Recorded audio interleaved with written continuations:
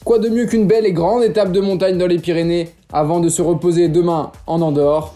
Bienvenue sur Eurosport et GCN pour le résumé de la 15e étape du Tour. Entre Céret dans les Pyrénées-Orientales et Andorre-la-Vieille en Principauté.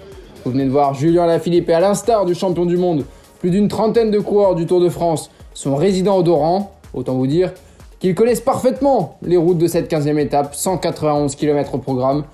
Un sprint intermédiaire puis la montée de Montlouis, le col de Puymaurens, le passage au port d'Envalira, souvenir Henri Desgranges le plus haut point du Tour de France, avant le col de Bec-Chalis que Thibaut Pinot avait franchi en tête il y a 5 ans sur les routes du Tour de France. Le départ est rapide et disputé. Thomas de Gendt est l'un des premiers attaquants, il a pris le large en solitaire, mais il est rejoint par une dizaine de concurrents. Et puis bientôt, par encore 20 coureurs, ils seront donc 32 dans l'échappée du jour. On retrouve des grands noms, Julien Alaphilippe, Wout van Aert, ils sont d'ailleurs 3 pour Jumbo-Visma, 2 pour Ineos Grenadier. Le sprint intermédiaire est disputé et remporté par Michael Matthews, lui qui essaye de grappiller des points à Mark Cavendish. Il a devancé Thomas de Gendt, surprenant deuxième de sprint intermédiaire, qui a décidé de jouer sa carte à fond. Le peloton qui est relégué à plus de 8 minutes 30 alors que devant ça se joue les points de la montagne. Wout Poels passe ici devant Wout van Aert, surprenant le Belge qui sprint au classement de la montagne, lui qui est très bien placé depuis sa chevauchée du côté du Ventoux. Michael Woods, porteur actuel du maillot à pois, a pris la 3e place. Changement de physionomie dans la montée du port d'Envalira avant le passage en Andorre. Regardez la formation Ineos et Movistar qui ont pris la tête du peloton et qui ont décidé d'accélérer. Michael Woods qui à son tour place un démarrage en tête de course qui est fatal entre guillemets à Van Baarle et Castroviejo, les équipiers de Richard Carapaz qui étaient présents à l'avant et qui se sont relevés pour aider leur leader. Au sommet d'Envalira, c'est bien Nairo Quintana qui est passé en tête à 2400 mètres d'altitude devant Wout van Aert et Wout Poels. De précieux points pour le Colombien, la bataille entre ces quatre-là. Et ça fait mal dans le peloton. Michał Kwiatkowski qui travaille et qui écrème le peloton. Ils ne sont pas nombreux à basculer au sommet d'Envalira. Une petite quinzaine. Et regardez, Guillaume Martin, il va perdre du terrain dans la descente.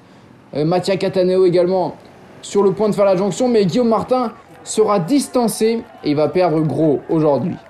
Dans la montée finale, c'est le col de Bec-Chalis. Il faudra ensuite redescendre vers Andorre-la-Vieille.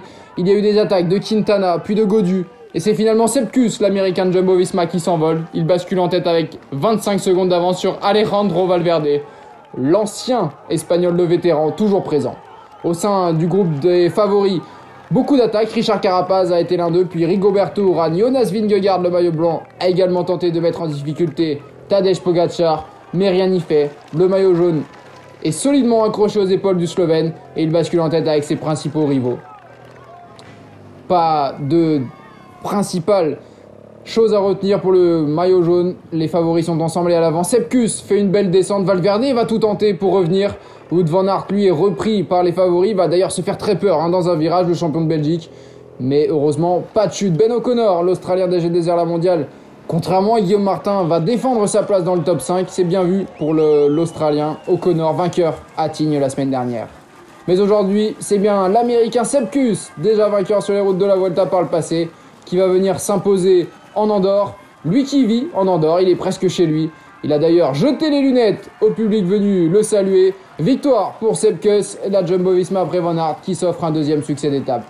Alejandro Valverde, 16 ans après son premier succès sur les routes du Tour de France à Courchevel en 2005, n'est pas passé loin. Ce sera finalement la 2e place pour le vétéran. Le classement de l'étape avec Wout Poels 3e devant Isaac Guerreiro et Quintana. David Gaudu prend la 7e place devant Dan Martin. Franck Bonamour 9e, toujours placé sur les étapes importantes. 10e place d'Aurélien Paré-Peintre, le français d'AG2R Citroën. Le maillot jaune entouré non pas d'équipiers mais d'adversaires franchit la ligne à près de 5 minutes avec Wout van Aert et Jonas Vingegaard qui peuvent célébrer la victoire de leur équipier Sepkus. Belle journée pour la Jumbo-Visma, bien que Vingegaard n'ait pu reprendre du temps à Pogačar, il a tout de même repris sa place sur le podium.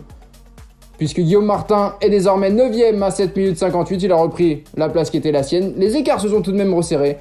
Regardez Urán, 5 minutes 18, Vingegaard et Carapaz, pas de changement. O'Connor est de nouveau 5e, mais derrière, Mas et Guillaume Martin ne sont pas très loin les uns des autres. Il y aura peut-être une bataille pour ses places dans le top 10. Wout Poels vient de renouer avec le maillot à pois, il en est sans doute très heureux, il n'a que 8 points d'avance sur Wout. Quintana et Van Aert sont ex aequo à 64 points. Ce sont ces 4 coureurs qui vont sans doute se jouer le maillot à poids d'ici Paris. Il faudra être vigilant. Demain, c'est journée de repos en Andorre. Pour le vélo, rendez-vous mardi pour la 16e étape du Tour de France, départ d'Andorre au pas de la case, puis l'ascension du col de Port, du col de l'Accord et du col de Portée d'Aspet avant l'arrivée à Saint-Gaudens. Ce sera forcément une belle étape à suivre mardi sur les antennes d'Eurosport et GCN.